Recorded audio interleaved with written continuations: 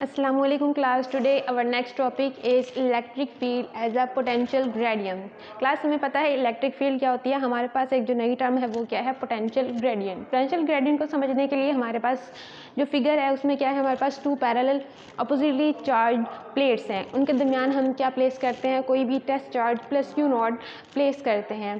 तो देखिए क्लास, इस प्लस पॉजिटिव प्लेट चार्ज की वजह से ये चार्ज डाउनवर्ड डायरेक्शन में क्या करेगा, मूव करेगा. अब देखिए क्लास, ग्रेडियंट को समझने के लिए हम क्या करते हैं कि हम फर्ज कर लेते हैं कि जो हमारा प्लस क्यू चार्ज है वो इस जगह से अपवर्ड मूव करे, तो हमें इसके अगेंस्ट क्या करना पड़ेगा, इस फील्ड के अगेंस्ट एक वर्क डन करना पड़ेगा ताकि जो हमारा चार्ज है नेगेटिव प्लेट की तरफ से पॉजिटिव प्लेट की तरफ क्या करे, मूव करे. अब देखिए क्लास, हम फर्ज कर लेते हैं कि जो हमारी जो नेगेटिव चार्ज प्लेट है उसके ऊपर जो पोटेंशियल है वो कितना है, VA, और जो हमारी पॉजिटिव प्लेट है उसके ऊपर जो पोटेंशियल है वो कितना है, VB. अब देखिए क्लास, जब हमारा चार्ज प्लेट A से प्लेट B की तरफ मूव करेगा तो जाहिर सी बात है वहाँ पर पोटेंशियल का क्या आएगा, डिफरेंस आएगा.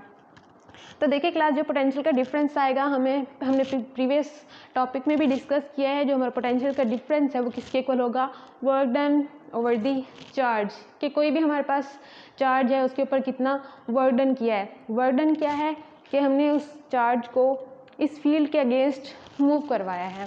अब देखिए क्लास, क्योंकि हमें पता है जो हमारा वर्क डन है वो किसके इक्वल होता है, फोर्स इनटू डिस्प्लेसमेंट. तो देखिए क्लास, इसको जब ओपन करेंगे तो हमारे पास क्या आएगा, FD कॉज ऑफ थीटा. अब देखिए क्लास, थीटा क्या है, फोर्स और डिस्प्लेसमेंट के दरमियान एंगल को शो कर रहा है. अब देखिए क्लास, जो फोर्स और डिस्प्लेसमेंट के दरमियान जो एंगल है वो कितना है, 180. 180 कैसे है क्लास, देखें यहाँ पर फोर्स जो है, इलेक्ट्रिक फोर्स, वो डाउनवर्ड मूव कर रही है, लेकिन जो हमारा चार्ज है उसको हम अपवर्ड मूव करवा रहे हैं. मीन टू से जो हमारा डिस्टेंस होगा वो अपवर्ड होगा.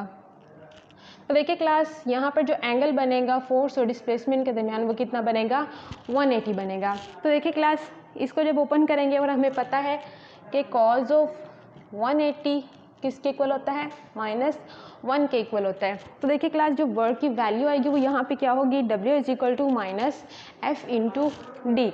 अब देखिए क्लास, अगर हम, और हमें पता है कि जो हमारी इलेक्ट्रिक फोर्स है वो किसके इक्वल है, F is equal to Q naught into E.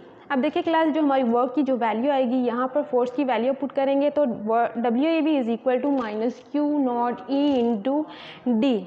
अब देखिए क्लास, जो हमारा वर्क डन की जो वैल्यू आई है इसको इक्वेशन नंबर 1 में पुट करते हैं तो हमारे पास फाइनल वैल्यू क्या आएगी. देखिए class, change in potential is equal to -Q0E into D over del are.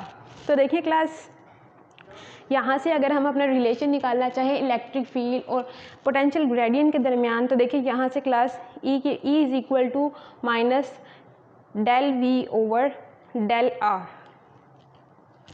This is the final result of the relation between the electric field as a potential gradient.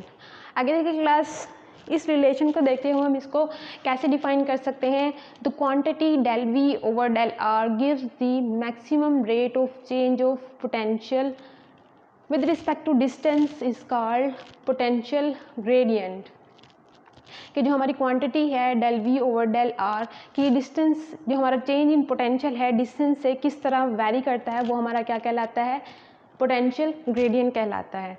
अब देखिए class, जैसे कि हमें पता है जो फाइनल हमारा result आया है electric field as a potential gradient वो क्या है, E is equal to minus del V over del R. तो देखिए क्लास, यहाँ से अगर हम इसका यूनिट ड्राइव करना चाहें तो देखें हमारे पास जो वोल्टेज है, चेंज इन पोटेंशियल है, तो उसको हम किस में मेजर करते हैं, वोल्ट्स में मेजर करते हैं.